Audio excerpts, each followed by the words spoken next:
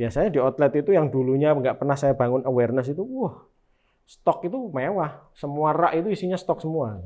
Kadang kardus itu malah sudah dilempiti itu, sudah siap packaging itu ya. Nah itu kan problem kan. Artinya ketika outlet itu dianggap konsumsi, gudang itu kan dianggap loh ini berarti permintaan naik ini.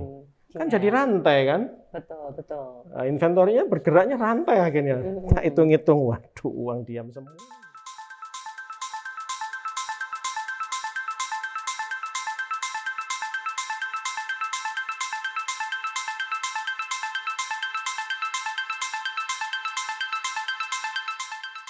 Nah, itu model apa? Kerjasamanya atau agreement atau Organik, seperti apa? organik aja. Oh gitu. Organik. Nah, jadi ada yang kita itu sudah deal dengan levelnya memang perusahaan. Ada yang dealnya juga masih di level UMKM juga banyak supplier-supplier kami. Kalau yang sudah di level perusahaan ya akhirnya kita harus ngikut ritmenya mereka. Term of payment, minimum order quantity-nya berapa, MOG-nya itu ngikutin mereka. Tapi kalau yang di level UMKM, nah kita kan punya bargain yang lebih ini nih, lebih ya lumayan lah itu ya.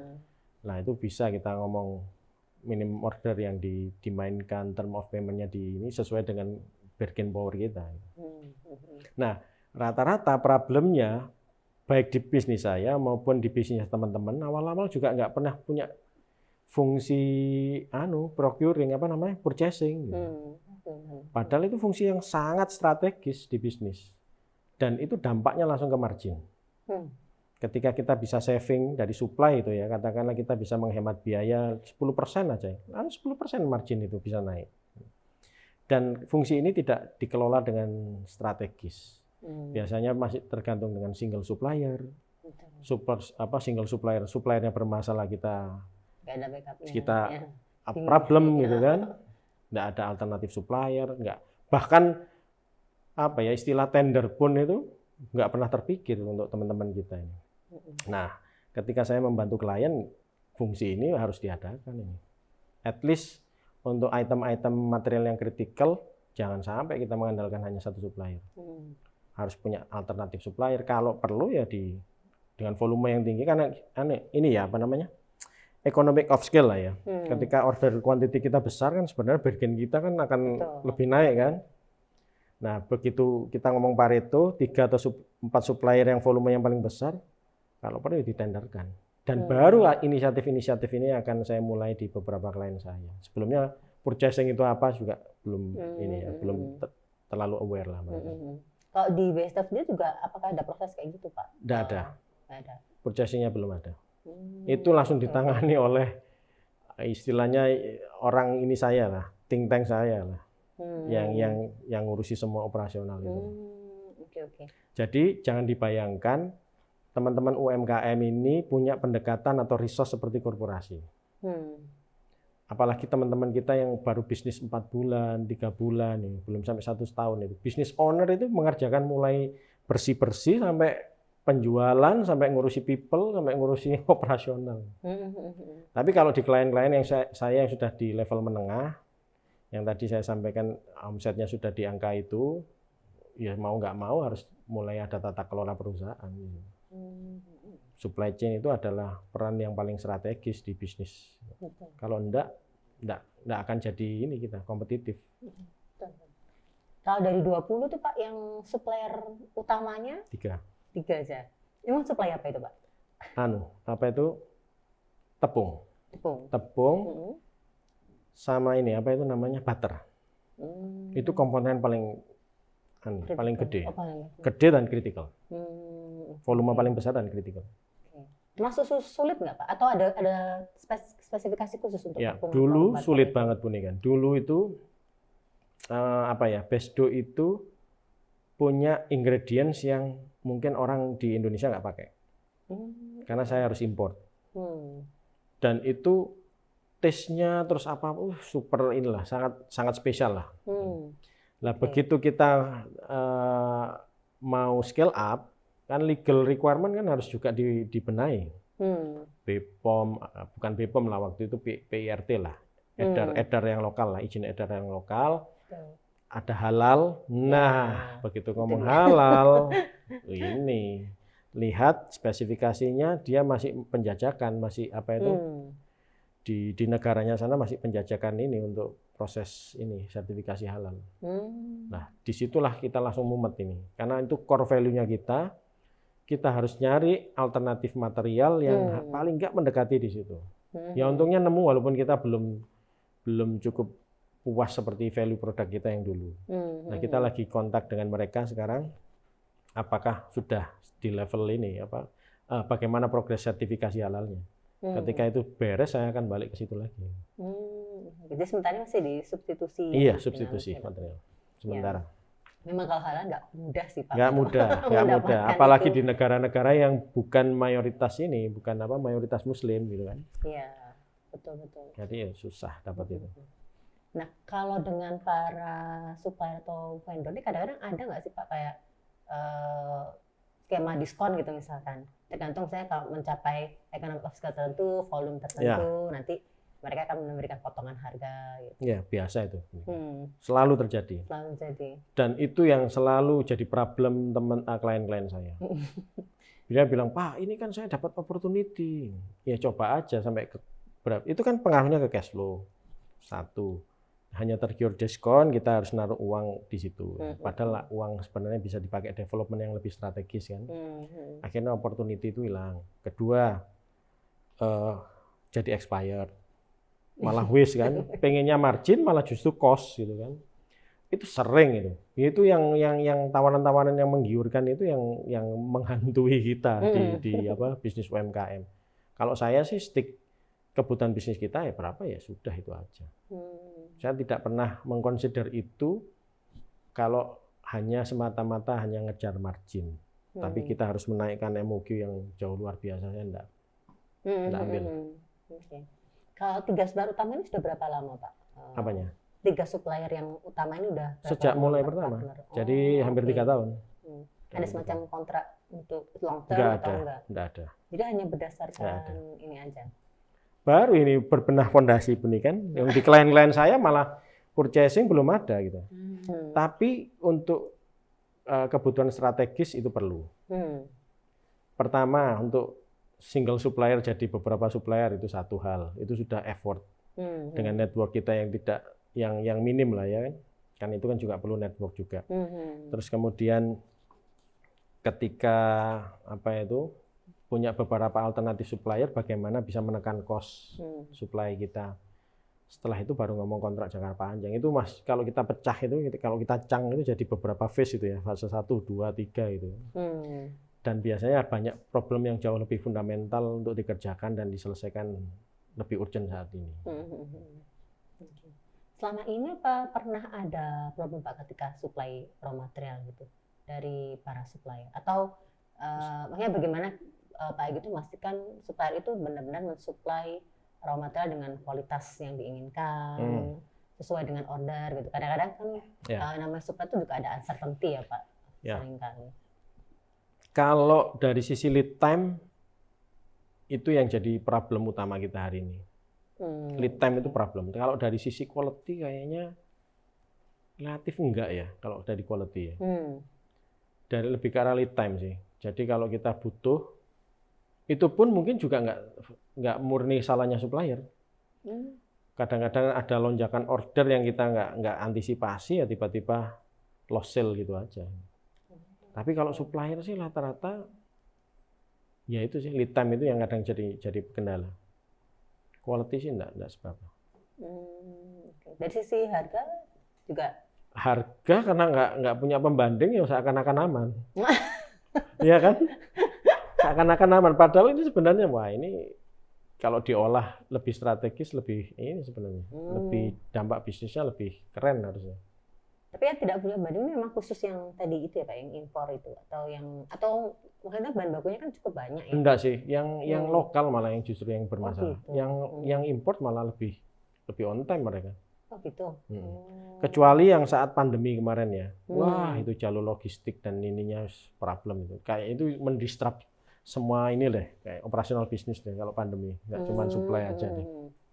Nah, pas Pak Egy juga menyinggung soal pandemi. Nah, kemarin pengalamannya waktu pandemi seperti apa Pak? Kan memang mengingat hampir banyak sekali ya usaha-usaha yang terpengaruh dari pandemi itu ya.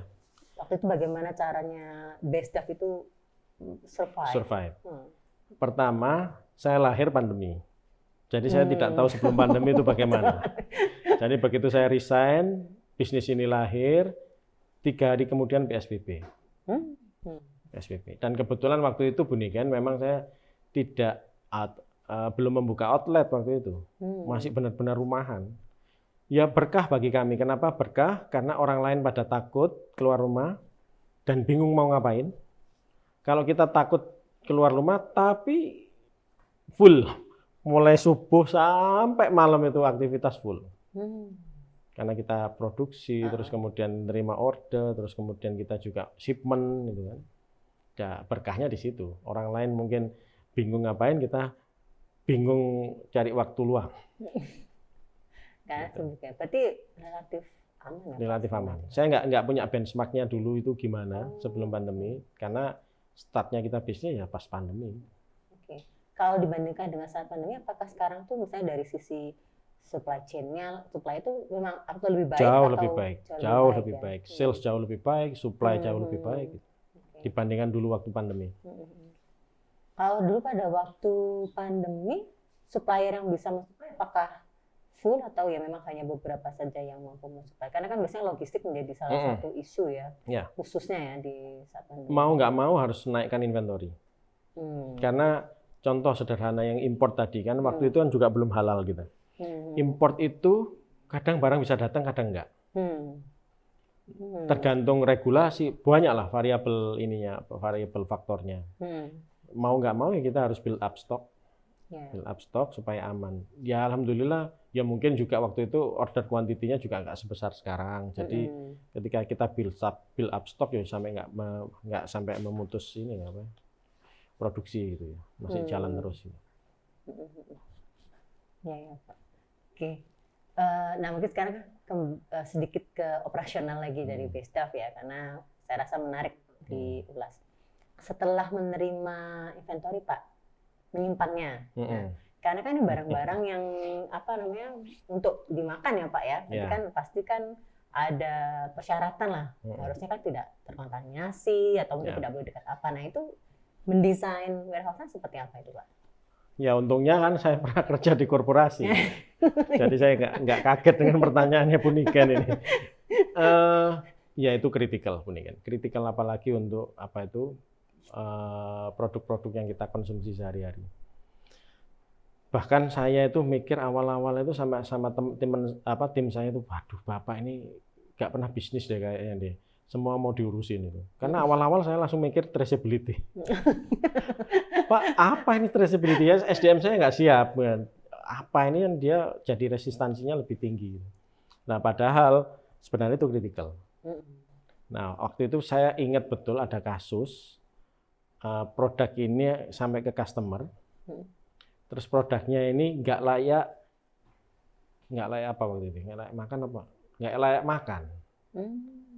Bukan layak jual lagi, ini nggak layak makan. Sudah di customer. Bingung kita, kenapa? Salahnya di proses yang mana? Jadi akhirnya itu saya anggap sebagai musibah sekaligus menjadi peluang. Musibah yes, karena kita harus deal dengan, itu kan brand ya, reputasi kan ya. Bagi kita masalah, tapi itu peluang bahwa ya saatnya kita berbenah. Gitu. Jadi kadang kalau di UMKM itu kita nggak bisa sekonyong-konyong kita pengen apa. Tadi dari problem itu adalah anugerah untuk kita berbenah. Gitu. Jadi orang itu lebih mudah untuk welcome lah terhadap improvement atau apapun kalau ada problem itu. Nah problem ini saya anggap peluang, berbenah-benah saya. Sampai mulai dari finish good ini, labeling, ini expirednya kapan, ini diproduksi oleh siapa, jam berapa, menggunakan material apa, material yang batch mana, gitu kan, kedatangan yang mana. Gitu. Kalau nggak gitu, nggak akan kita nggak akan kokoh fondasi kita. Nah, sampai akhirnya penataan Vivo, Bu Niken. Karena ketika kita audit ada barang-barang, misalnya saya ambil sampel satu gini ya, ini material pakai kapan? Saya cek di gudang, loh kok ada material yang lebih lama dibandingkan ini, berarti kan FIFO nggak jalan. Nah, yang itu yang kita atur, bagaimana sampai ke penataan raknya, yang order datang duluan itu harus ditaruh di depan, terus kemudian yang baru datang harus di belakang gitu, karena supaya visualisasinya orang ngambil kan gampangnya aja kan, yang di depan yang diambil kan, sehingga FIFO-nya jalan, sampai ke level itu. Kontaminasi, iya, kontaminasi kritikal, dan itu harus pakai hand glove, terus tidak boleh naruh barang di lantai, kayak gitu-gitu. Mungkin kita sedikit kembali lagi ke bahan baku ya atau material ya, mengingat produk roti ini kan berarti kan bahan bakunya ya bahan-bahan yang dikonsumsi ya, untuk dikonsumsi ya, seperti tepung, telur dan sebagainya. Nah, penyimpanannya itu seperti apa, Pak? Sebenarnya kan mestinya ada desain yang membuat dia tuh nggak terkontaminasi gitu ya, Pak. Kita pernah ada problem atas proses bagaimana kita menyimpan sampai akhirnya produk itu diterima customer dalam keadaan tidak layak makan. Nah, itu bagi kami mengganggu, karena apa? Reputasi kan, itu pengaruhnya ke brand value-nya kita. Ketika ada friksi seperti itu di customer, apalagi nanti dia ngomong ke teman yang lain, wah itu jadi problem yang besar gitu ya. Apa yang fundamental, apa yang basic itu bagi kami yang di food and beverage industry ya traceability, Bu Niken. Bagaimana produk itu bisa di trace back dari produk jadi sampai ke level material. Begitu pula sebaliknya, material ini dipakai di produk jadi mana aja gitu kan. Begitu ada problem, ada komplain, kita bisa trace di mana problemnya dan kita bisa segera improve. Nah, yang kita lakukan begitu ketemu problem ini ya membangun traceability system dengan produk jadi di labeling, kapan expirednya, diproduksi oleh siapa, kapan, mesin mana, gitu kan, sampai menggunakan material yang mana. Gitu. Begitu pula sebaliknya, material batch ini dipakai sampai ke produk yang mana aja ini gitu. Jadi kalaupun kita harus recall kita tahu ya berapa yang harus di recall produknya. Nah, itu satu penting. Kedua, bahkan sampai ke penataan materialnya. Ada indikasi kemarin itu setelah kita cek traceability-nya kita fail karena memang belum ada sistemnya, ada juga indikasi FIFO-nya, first in first out-nya itu nggak jalan. Nah, dengan adanya traceability system itu kita bisa mendeteksi, kita bisa lakukan audit juga. Material yang kita pakai ini di produk jadi ini itu material dengan kapan expired gitu kan. Nah, begitu kita lihat di gudang ternyata ada barang yang lebih lama dibandingkan material yang sudah kita pakai, berarti kan ada problem dengan ini FIFO tadi. Gitu. Nah, FIFO menjadi penting karena barang-barang tersebut jangan sampai expired terus kemudian dikonsumsi oleh customer kita. Bahkan sampai ke visualisasi di rackingnya. Barang yang datang duluan itu harus yang di belakang, yang lama itu harus yang di depan, karena itu yang memudahkan orang untuk ngambil, gitu. Sehingga yang di depan itu yang barang yang harus segera digunakan, gitu, supaya nggak expired. Gitu. Baik, ya terima kasih banyak Pak Hiki, nggak terasa ya Toto sudah mencapai akhir dari episode kali ini. Kalau bisa saya summary-kan, jadi memang supply chain atau rantai pasok itu memang menjadi kritikal ya di industri bakery. Tadi kita sudah membicarakan mulai dari pengadaan bahan bakunya, pengelolaan inventory, manajemen supplier ya, hingga desain dari warehouse atau penyimpanan bahan baku itu sendiri.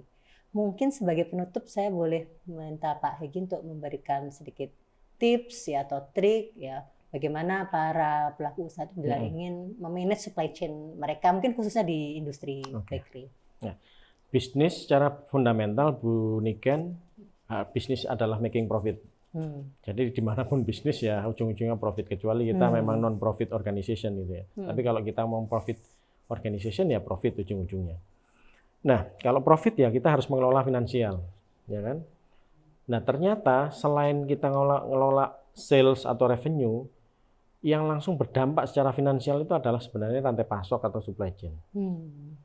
Ketika purchasing function kita perform, langsung ke margin, langsung ke net profit. Kalau kita bisa saving material yang menurunkan, misalnya kita biasanya beli 1.000 jadi 500, kan itu langsung masuk ke profit secara finansial reportnya. Nah, kalau kemudian kalau kita mengelola inventory dengan baik, nah bahkan kalau kita bisa berjalan tanpa inventory kan berarti tidak akan ada uang yang diam. Uang akan selalu dialokasikan untuk kebutuhan-kebutuhan yang lebih strategis, untuk scaling up bisnis dan sebagainya, ya kan? Belum lagi kalau kita nggak kelola inventory dengan baik, terjadinya apa? Waste, produk expired, produk yang akhirnya jadi komplain di customer, brand reputasi, loss sale karena inventory kita nggak ada gitu kan. Nah semua ini kalau kita lihat impactnya semua ke finansial. Jadi bagi saya, kalau kita ngomong bisnis, bagi para pelaku usaha, selain sales, yes, managing supply chain. Justru ini adalah yang langsung berdampak secara finansial. Kira-kira itu Bu Nika. Baik, terima kasih sekali Pak Hegi tipsnya. Terima kasih juga atas waktunya sudah hadir di LSCM Podcast kali ini. Terima kasih juga kepada para pendengar setia LSCM Podcast yang sudah mendengarkan episode kali ini. Jangan lupa ikuti sosial media kami di Instagram @lscmlab dan jangan lupa like dan komen di video ini ya. Jangan lupa juga subscribe dan juga nyalakan lonceng notifikasi supaya tidak ketinggalan konten-konten menarik lainnya dari channel ini. Terima kasih dan sampai jumpa.